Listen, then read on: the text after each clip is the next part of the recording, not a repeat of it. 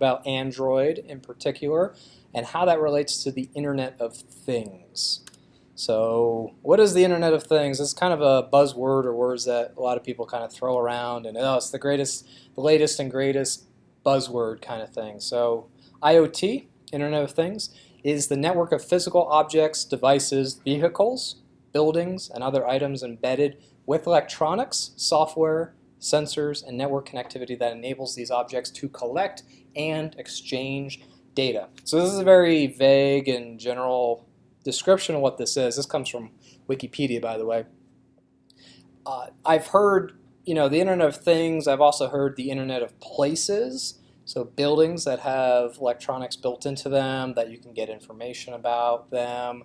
So if let's say you have a mobile app that is a campus tour, and as you go walking by this particular building, it has some kind of sensor on it that alerts your mobile device that, okay, this is the engineering building, or this is the science building, or whatever. As you walk by, it maybe gives you information about it, that sort of thing. Or when you're in the building, maybe it gives you additional information like that. Vehicles, the Tesla, for example, can link up with your mobile device. It could also upload back to Tesla's servers or their headquarters or whatever you want to call it.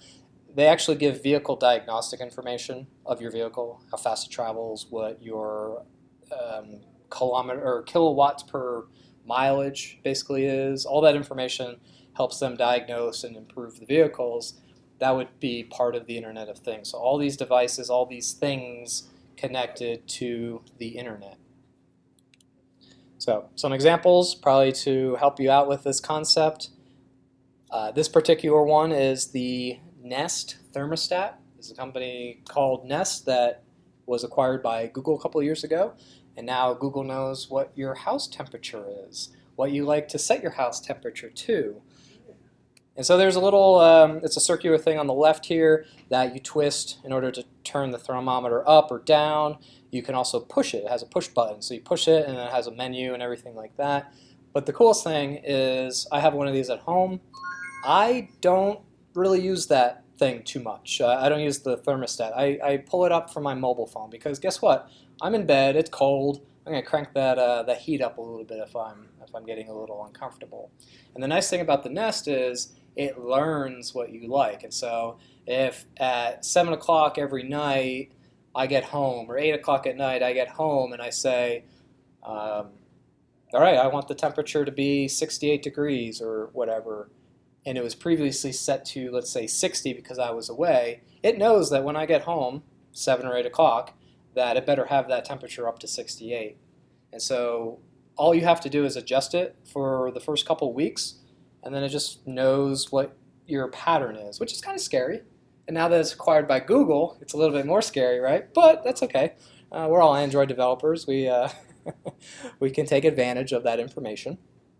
And so this is just a really, really convenient way. It's a $250 thermostat, so it's kind of expensive. But at the same time, after a couple weeks of adjusting it, you'll never feel uncomfortable in your house again. And it's a really cool thing. And the other cool thing about this is you can see in this picture it has a green leaf on it. The green leaf indicates that you're currently kind of in an efficient mode. And so maybe during the winter, like if you push that thermometer up past like 68 degrees, you lose that leaf. And so you can kind of adjust to be like, okay, am I being environmentally friendly or not? A lot of people don't like 60 in the 60s. I usually set it between 66, 68. That's not too bad. Just wear a sweater in the house. And our energy bill is super, super low. So why am I talking about the Nest? Well, it's probably the best example of what I can talk about for the Internet of Things. It's something that's connected to the Internet that has a sensor, namely a thermometer in it, that reports back to the server all this information about you, but it does that in order to help you be more comfortable. And so it learns. And when they come up with new algorithms, say, Tuesdays and Thursdays, I don't get home until 8 o'clock, 8:30, whatever it is. But every other day I get home at 5 or 6 or 4:30 or 3 o'clock in the afternoon. It kind of understands that all. And when it develops additional patterns to my behavior, then it can adjust. And so they just came out with a new version of the mobile device, or mobile app, excuse me, that uses the location sensor, or your GPS in your sensor, to tell when you're physically home or not. Because before it was guessing, and so sometimes if I was working out of the house, I'd start to get really, really cold. And I realized that my Nest thought I was away, and it turned the temperature down to like 55, and eventually it got down to that temperature. So I just pull out my phone and say, nope, I'm here, and then it goes on as normal.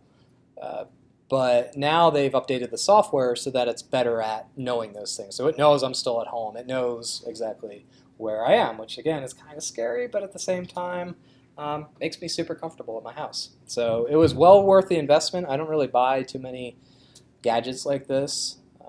Like my iPhone, for example, I keep for 2, 3, 4 years. But this was one of the best investments I made. Another Nest product is the, I forget what this is called, I think like the Nest camera. But it's basically a security camera for your house or for your whatever. And the difference between a regular security camera and this is it's connected to the internet just as it is. And you can see the Android app on the right-hand side. This is just showing some little kitchen nook or whatever in somebody's house. That's fine. You could pull it up and see maybe if you have a nanny or something. This could be kind of a nanny cam. But what it does also is if nobody's at your house, it'll be a motion sensor and do a push notification to your phone. Say, hey, something's moving in your house. What is it? Maybe it's somebody walking by that window there, but you can pull your phone up and actually see that footage of somebody going through your house. And if it's a burglar, somebody in a ski mask, you can call the cops or whatever you need to do.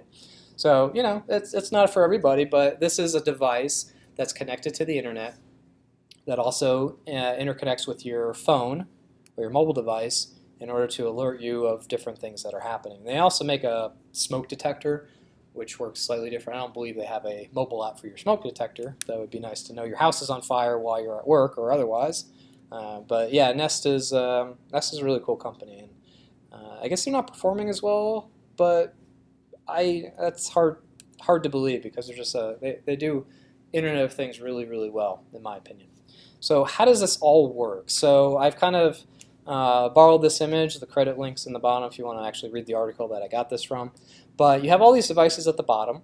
So we have a toaster. You can hook your toaster up to the internet. I'm sure that somebody's invented that. A blender, a little electronic motor, a camera, or a camcorder, I should say, a thermometer, a thermostat, a light switch, a light, or a tire.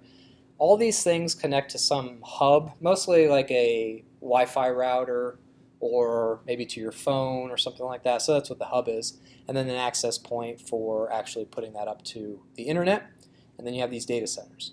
Well, what does that mean for you and I that are developing Android applications?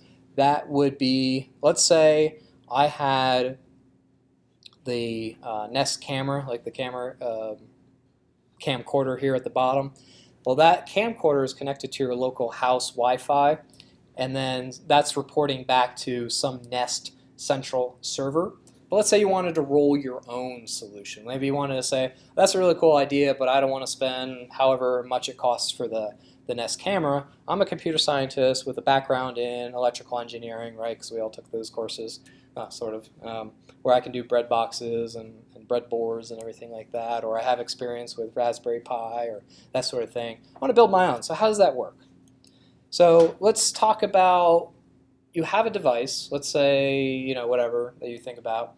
Well, where is all that data going to live? So I talked about this last class very briefly, but we can set up our Hipster instance, and so I built this slide out a little bit more than last class, but Hipster is this is my description, so not exactly accurate or whatever, but this is what I think it is, and I've worked with this before. It is a Java-based backend with Spring Boot, so if you've heard of that, that's great. It's a wonderful framework. Angular front end, awesome front end framework as well. Those two coupled together via REST API, so that's really cool. You're decoupling your front end from your back end. You can deploy each maybe to different servers or independently. It has a built-in ORM, so that's object relational mapping. That's your Hibernate. That's your, if you're a JavaScript developer, Loki.js or something like that.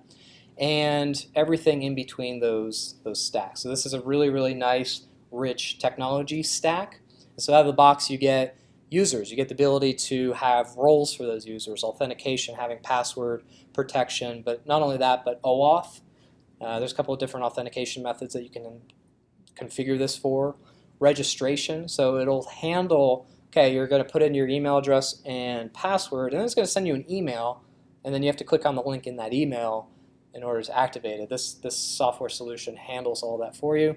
And then model creation for, let's say you wanted to have an employee database and have all your employees log in.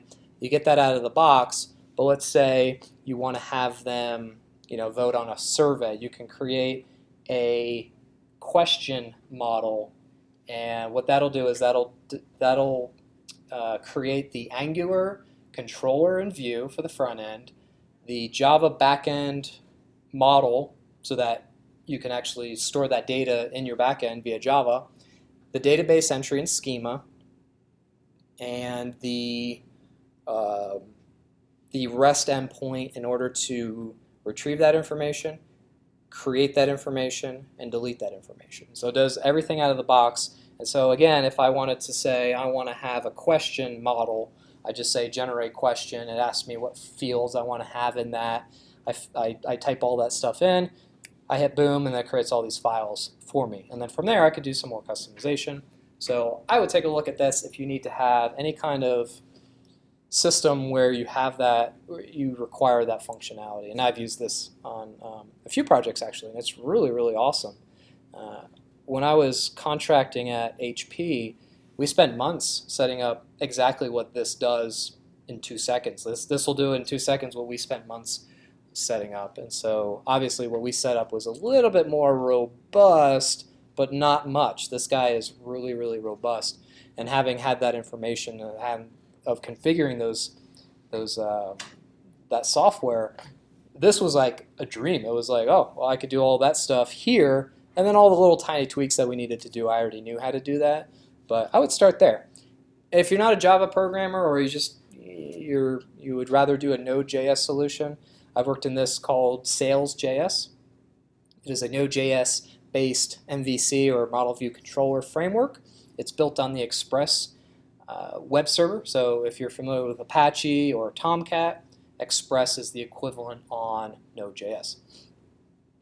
So this will also give you almost everything that Hipster does in a little bit more lightweight package. So it'll give you the model creation, it'll give you the endpoint generation, so it creates all your endpoints for you automatically, and then it will do your database integration via an ORM, which is Waterline, if you guys are familiar with that. And so you can use Mongo as a backing store, you can use MySQL, you can even use Redis if you want to use that. So take a look at those too. They're linked in the notes, so you can download these after class. Okay, so that's pretty much the end of my talk. Not really, but I have a list of references here of different websites. So what we're actually going to do is close this. This will be in the notes. And so everything I'm going to show you is just basically websites and examples of the Internet of Things to get you started. And so let's say you have an idea. I want to build an Android application that is a thermometer for my house, or is a webcam for my house. So how do we do that? So we talked about the back end, where that data is going to eventually live. But what about the mobile app, and what about the actual sensors or the thermostat? How do I recreate the Nest? How do I recreate the Nest camera or the Nest thermostat? There are many, many options to that. The two most popular ones are the Arduino. And the Arduino comes in multiple flavors. And so this is a little electronic board with a bunch of different chips, resistors, capacitors, all sorts of fun things like that. And it is essentially a computer, but it's not a full computer. What it is more of an embedded system. And so you can write software. It's done in C, so hopefully you are familiar with C. That's one of the first languages I learned, so it's like a second language to me. But for those who are more in the Java world, it's a pretty easy language to pick up. So you write C, and there's really no operating system, but the code that you write, you write in a loop, or a series of loops, or a series of functions. and essentially it just monitors the input-output values of the different pins. And so if you look down, let's see this one right here, it has a bunch of pins on it. Those pins are obviously a high or a low value, or a 1 or a 0 if you remember back in your hardware engineering class days. And so you can connect almost literally anything to these pins. And these pins will, you can buy accessories for these, so you can buy a Arduino breakout board, which will allow you to plug in things like sensors, temperature, barometer, excuse me, and all sorts of really crazy things, light sensors, that sort of thing, in order to monitor their behavior. And so you write all the software. So if you're going to do a thermostat, you'd have to be able to plug into your existing HVAC system, or whatever they call it, your air conditioning and your heating, which is not necessarily hard, but you do have to have a little bit of background in electronics in order to know which wire turns on your heat, which one turns on your air conditioning, etc., etc.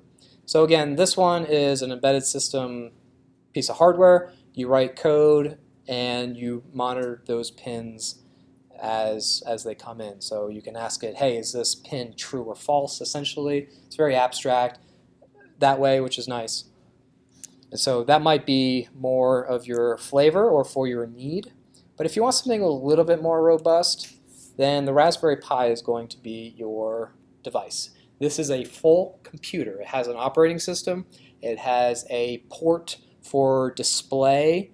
It has USB cables, or plugs, excuse me, that you can plug in a keyboard, a mouse, or anything else. The one that I have, the Raspberry Pi 2, does not have built-in Wi-Fi, which was kind of crazy for me because I bought it like a couple months ago. That one, I had to buy like it was $15, a little USB Wi-Fi device that I just plugged in. It has 4 USB ports, so no big deal, but it was an extra cost. So if you're looking for something really, really small, the Raspberry Pi Zero is a $5 computer, and again, it has keyboard, monitor, mouse connections. It also has power, obviously, that you can plug in, and the power cable is a micro USB cable. And if you look at the specs down here, it has a 1 gigahertz single core CPU, which is pretty fast. It has half a gig of RAM, which is not too much these days, but for just running a couple pieces of lines of code for every second, every half hour, whatever it is, that's really, really good. Mini HDMI, micro USB, and also for storage it uses micro SD. So you buy a little micro SD card. I just bought one 64 gigabytes. It was $30, something like that. So pretty cheap storage, and that was more than you need. And it installs Linux on top of, or on that. Windows 10 now has a Internet of Things operating system that's compatible with Raspberry Pi, so you can use Windows 10, which is pretty cool. And when you pull it up, it's just a Linux operating system, so it's really, really cool and powerful. If you're looking for a little bit more horsepower, they do have the Raspberry Pi 3. Here it is, Model B. And that's obviously a generated image. That's not the real thing. But if we scroll down, this now has a 1.2 gigahertz 64-bit quad-core processor. It's an ARM V8. That's basically what you have in your cell phones if you have a pretty decent cell phone. It has wireless built-in, 802.11n. Pretty fast, not the latest, but pretty good. And Bluetooth 4.1 as well as Bluetooth Low Energy, or Bluetooth LE. These are really, really powerful if you're trying to do other sensors that are not wired up but can communicate over Bluetooth. So that's really powerful. In the previous version, you'd have to buy another USB extension for that. This one has 4 USB ports, yada, yada, yada, everything that I mentioned in the previous one, with a graphics card, a little bit more beefy graphics card, in a little tiny package. I didn't bring mine in, I'm sorry, but it's about that big. It's almost, well, it's not as big as what you see on the screen, but on my computer screen, it's about that big. So yes, very, very powerful little tiny computers. This one is about $35. It's a $35 computer, and it's as powerful as your cell phone. So really, really cool. I can't say enough good things about these things. Arduino and Raspberry Pi, just very, very cool. And the accessories that you can buy for this is extraordinary. I have a friend that actually is going to buy one to send up in a weather balloon. So he's going to put all this stuff in it, connect all the cables, connect all the sensors, attach a camera to it. One of the accessories you can get for this is a camera. And this little port by my mouse is actually the camera port. So it has a little ribbon cable. You plug it in there. The camera is about, maybe an inch tall, and that's about it. It's basically a mobile device camera. That's how small it is. It's a little bit bigger than that, but very inexpensive. So he's building that out, and then he's going to set it up in a weather balloon. And yeah, we'll see how that goes. And if he loses it, he's only out like a couple $100. Not too big, because he's going to buy accessories and everything for that. But so really cool. So for our Nest, for example, you can connect a thermostat or you can connect a camera to it. And of course, this has a Ethernet cable on it, or you can use the built-in Wi-Fi to then talk to your router, and you can set all that up via Linux, just the Linux interface. You can design your own application to it, and then talk to the server that you set up in Hipster or whatever you want to do.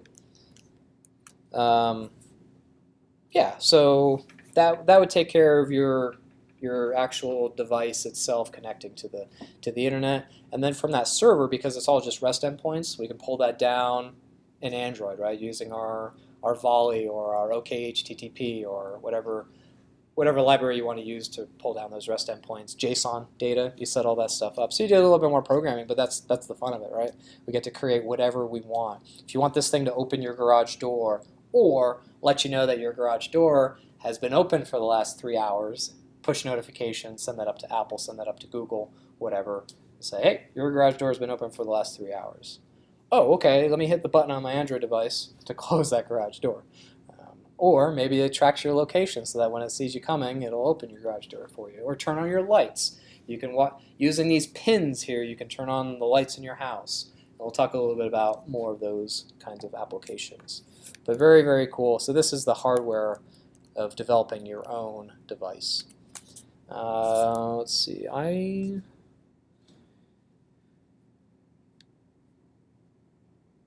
I'll start from the back here and actually work my way to the front.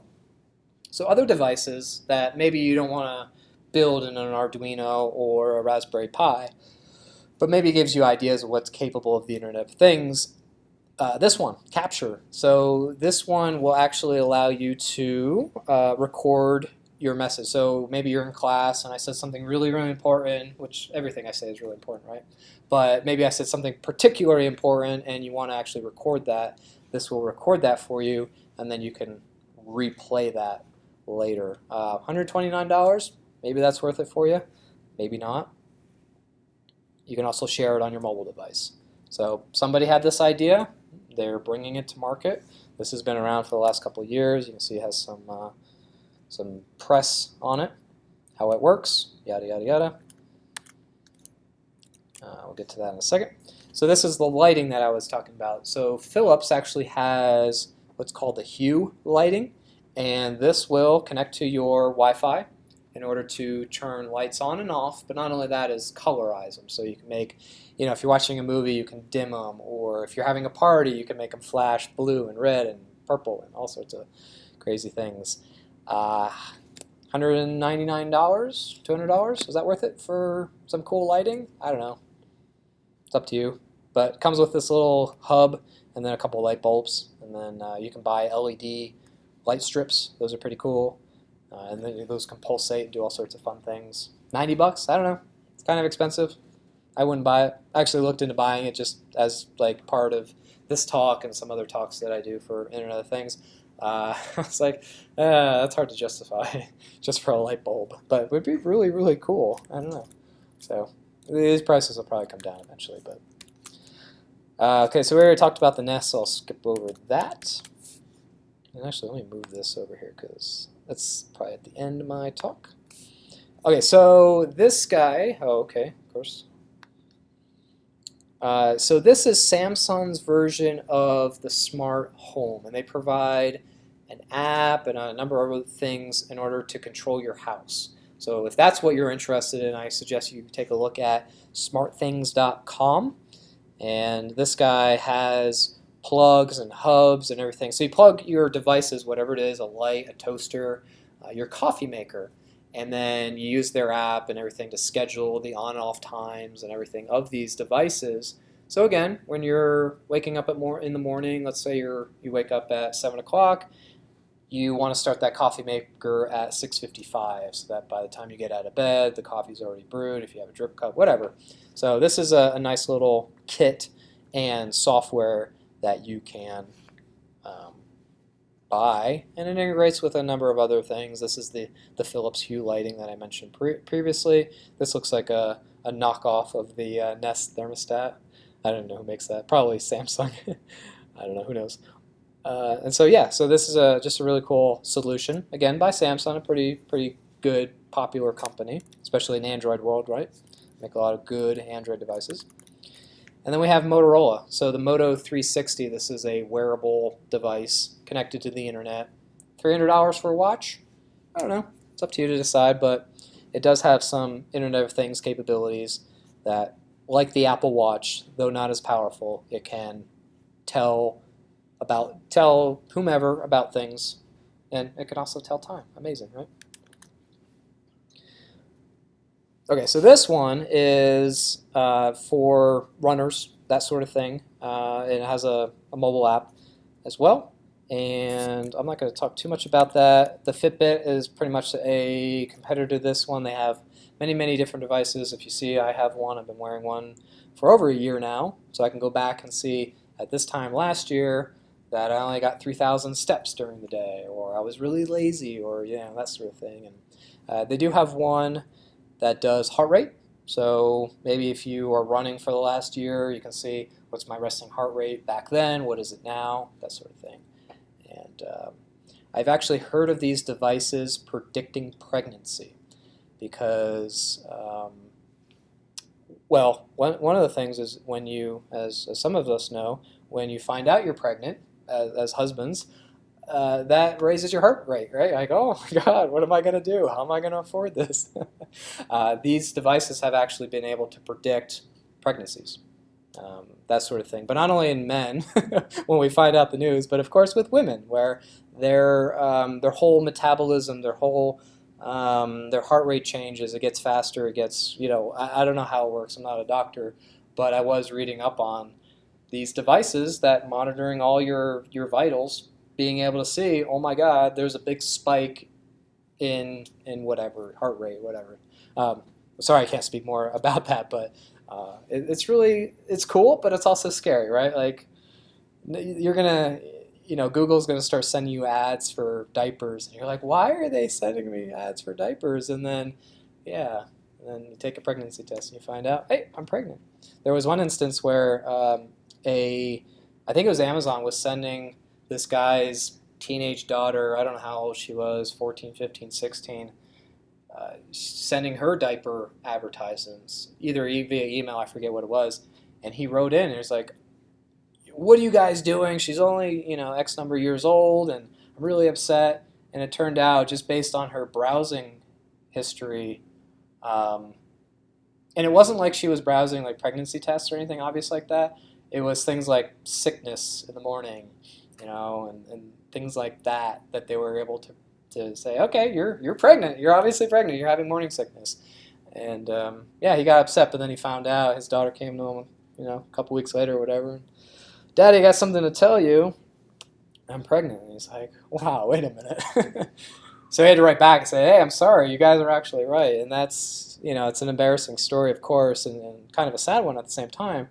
But it really shows you what these devices are capable of, or the potential of these things. So again, kind of scary.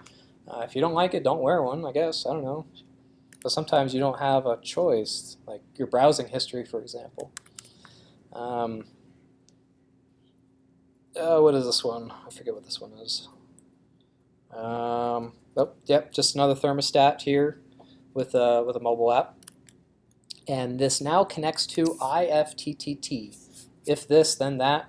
I'll show that I moved that slide to the beginning, so I'll get to that in a second. Just keep that in mind that these devices will connect to that service. This is Muse. Now we're talking scary and getting kind of personal. This one will monitor your brain waves. So yeah, if I guess it's for meditation purposes, so that it'll give you feedback of, okay, lower your brain waves, nice calm, and nope, you're not doing it. You're doing it poorly. Get back on track. And it's like, okay, calm and calm, that sort of thing. So this is to help people meditate or calm down. Cool. I don't know. Maybe it reads your thoughts and sends that up to Google. Who knows? $250. What is the price on that? I forget. But yeah, so all the retail partners, all the news, pretty typical for startups. I don't know if they're making any money. I wouldn't buy one, but hey, there's definitely a market out there for it. Okay, so let's get a little bit back into building our own things. So I talked about the Raspberry Pi and Arduino. This I wanted to actually talk about after that. I guess I messed up the order of these, but these are actual sensors that you can buy. This is from Texas Instruments. Hopefully you've all heard of these guys. This is the sensor tag. This little tiny sensor, you can see how big it is compared to a coin of unknown denomination and a pencil. It's pretty small. It has a ton of different sensors in it. Actually, I think that's the battery that comes for it. That makes sense there. But this has the ability to connect to Wi-Fi, Bluetooth, and a number of other technologies. And in it, it has something like 20 sensors. And I always lose where it is on this website.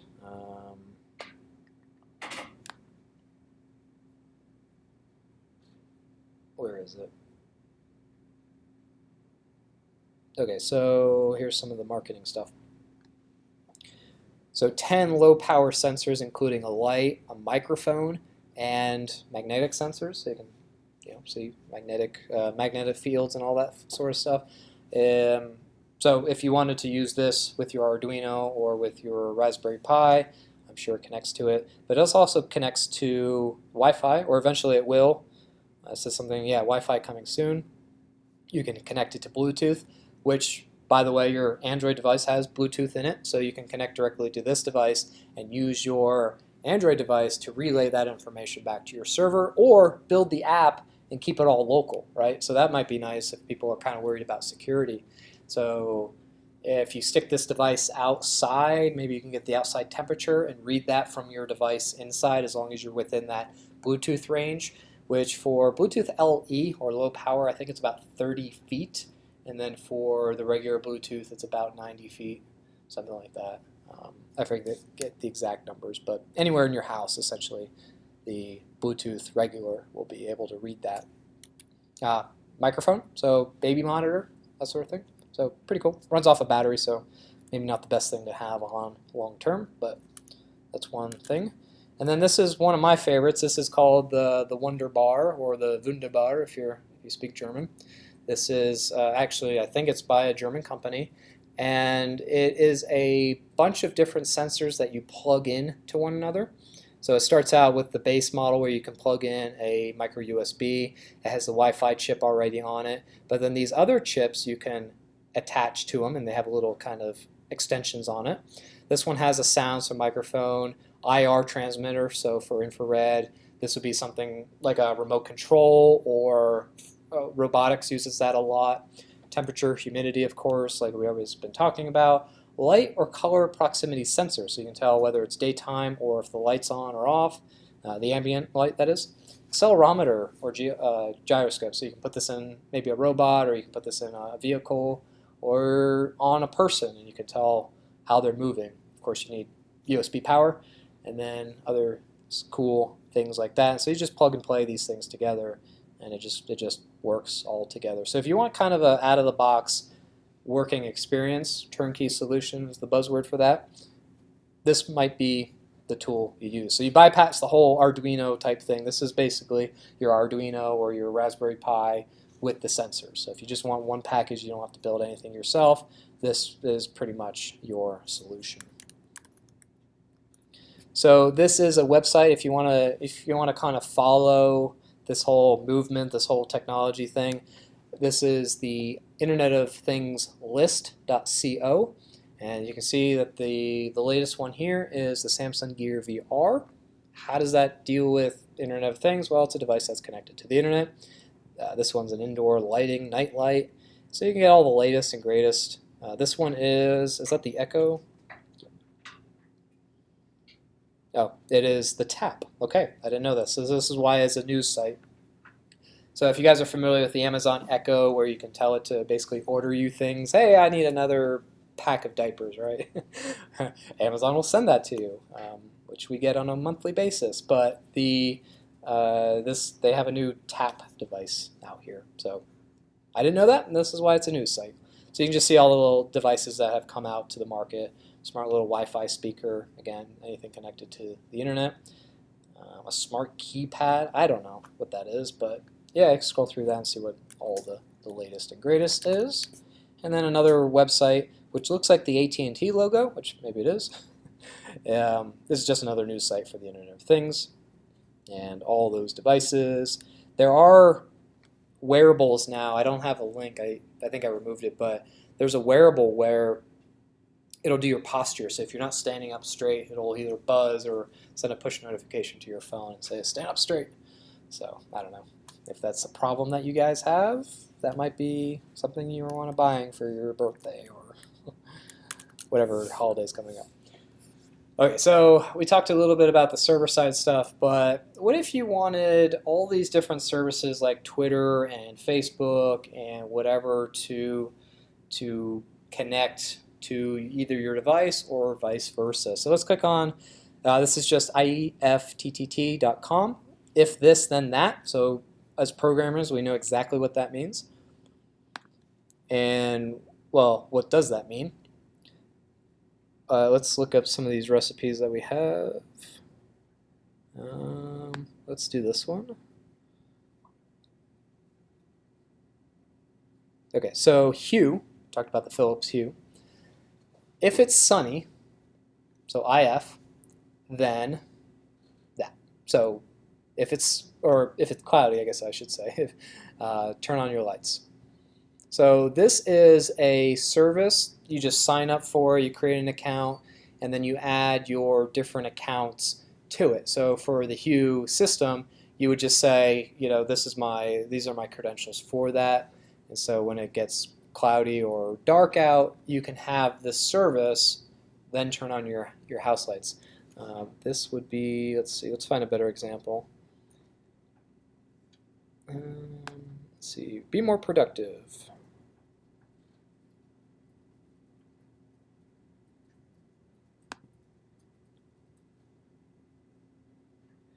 Okay, so log how much time you spend at home, work, etc. So set an area you want to log, and then IFTTT will add a row to a spreadsheet in Google Drive each time you arrive or leave that area. Duplicate the recipe for each common area to see more data from different locations. So this integrates with, looks like Google Maps or something like that, and iOS location. Okay, so I'm not familiar with this exact recipe, but it integrates with all your different tools and all your different apps and everything like that.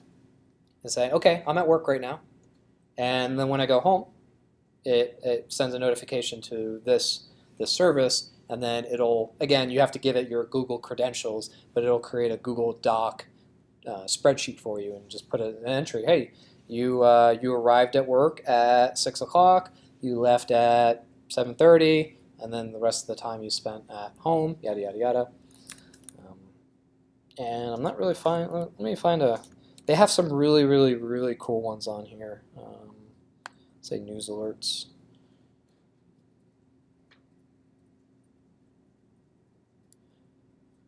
Let's see, today's news headlines, maybe? Okay, so if NPR posts a news report, and I'm assuming that might pull it from the RSS feed, then send me an email. I imagine that's what that means. So use the recipe to get caught up on all the major headlines of the day. This is by NPR, so NPR created this recipe. If it's raining tomorrow. If it's raining tomorrow, get a notification. So this might be one you're interested in. Let's see. If you prefer Celsius, let's say I do. Yeah, so it just goes on your free account. So it's all free, but again, it integrates with Facebook, Twitter, all that fun stuff, and you can post your notifications to this service in order to get a notification on Twitter, on Facebook, on Instagram, on WhatsApp, or whatever the social media platform that you use these days. So a very, very cool platform that has been around for quite a while. But yeah. Integrates pretty well with multiple home security systems. Oh, okay, perfect.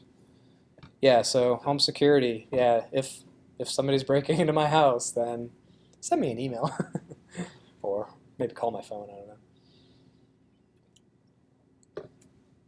Cool. All right, so that's pretty much all I have for the Internet of Things. Normally, I'd probably bring in my Raspberry Pi and kind of show you some of the integrations, but this is all technology you know how to do. The Internet of Things is just a concept of something that you've already done, that you're already doing, and kind of combining these different pieces together. So your mobile app, for example, if you have all this data on a central server, server, excuse me, that the device is talking to at your house via your Wi-Fi router, you can hit that same central server. Maybe it lives on an AWS server or an Azure server or something like that. Or maybe you have a box in your basement or under your desk somewhere that all this server is living on that is collecting all this information on your mobile device. You can then grab that information. It's no different from, again, Project 2, Project 3 that we're doing. So it's just different because it involves hardware. So if you haven't taken the hardware class already, the electrical engineering class, what's that one called? The one you do breadboarding? You don't do Oh, probably digital systems? Yeah. First one, yes. Okay, you already took that one then. Okay. You wish you paid more attention. There's Now, only two that we have to take. That's the first one. okay. Yeah. Well, my professor, when I took that class, um, early 2000s, he was doing research in wearables. So wearables is now pretty popular, whereas he was doing that research over 10 years ago. So I don't know where he is today, what he's working on today, but it was like, yeah, wearables is cool. He was talking about embedding electronics in your clothes and that sort of thing, doing accelerometer. And so I took his class. I learned a heck of a lot about that kind of stuff. And then I looked into it a couple years ago in more in-depth stuff, and they have conducive threads that are pliable that you can actually sew into your clothes that are wires. Like, so if you want to connect something from your wrist up to your shoulder, you can use that conductive thread in order to maybe light up some LEDs or whatever it is, and then have the controller up in your shoulder or that sort of thing. So, and it's a part of your clothes, and you can wash it, that sort of thing. So really cool stuff that they have these days that you can build for yourself. So hopefully this gave you kind of an interesting insight into this, and maybe you have some ideas or somehow integrate this into your final. Maybe if you're working with some hardware for your final, a couple of you are that, hey, I'll go ahead and buy a Raspberry Pi Zero for $5, hook that up to some kind of sensors and do that. So that is all I got.